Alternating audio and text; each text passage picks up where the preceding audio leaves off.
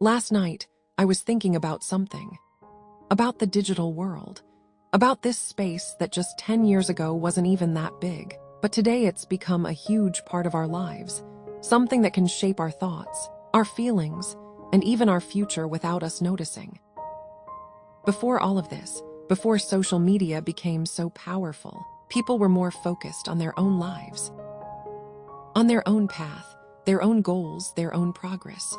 But today, focusing on your own journey has become one of the hardest things to do.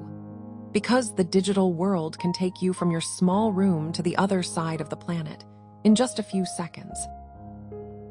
You open your phone, scroll for a moment, and suddenly you're inside the life of someone you've never met, someone whose past you don't know, whose struggles you've never seen, whose sacrifices you can't even imagine.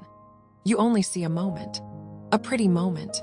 And I see so many people who, instead of sitting down and thinking about their own life, instead of figuring out what they need to do today, spend all their time looking at the lives of others. Celebrities, influencers, random people. Why? Because people today share every part of their daily life online. Their breakfast, their room, their shopping, their vacations. And us. We sit there scrolling, looking at someone's life and asking ourselves, why don't I have that? Why am I not there? Why am I not as successful? But what are we really seeing? Only a few seconds of someone's life, a moment they chose to show you, not everything they're going through. Imagine this. You wake up in your small 6-square-meter room, pick up your phone, and within 3 seconds you're looking at a 30-year-old woman waking up in a beautiful 40-square-meter bedroom, full of sunlight, perfectly decorated. You only see the result, not the process. You don't see the years of hard work. You don't see the failures. You don't see the sacrifices. But you compare yourself to her in that same moment. And your mind immediately puts you in a position of weakness, of disappointment, of I'm not good enough. But listen, we're not supposed to all be the same. We're not supposed to all have the same life or the same opportunities. The world is built on differences, and if you don't want to accept those differences, fine, then you have to work for what you want. No one gets anywhere by scrolling. No one grows by watching other people live. You have to work. You have to have goals. You have to put in the energy. You have to get up and move.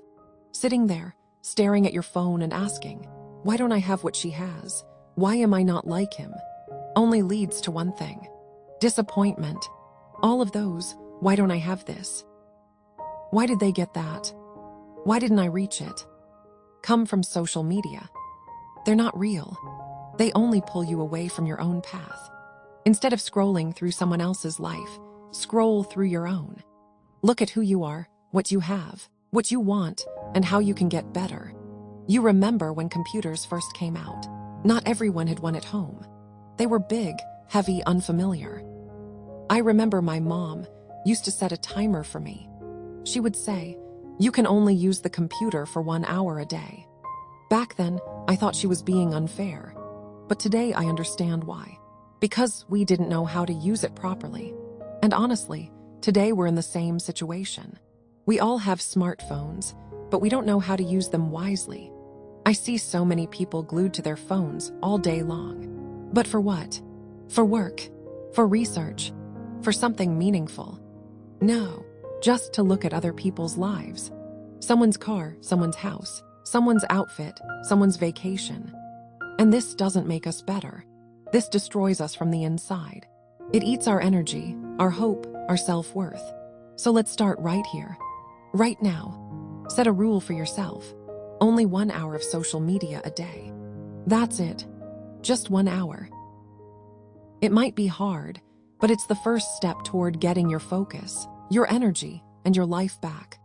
Because when you take your time back from other people's lives and give it to your own life, that's when real growth happens.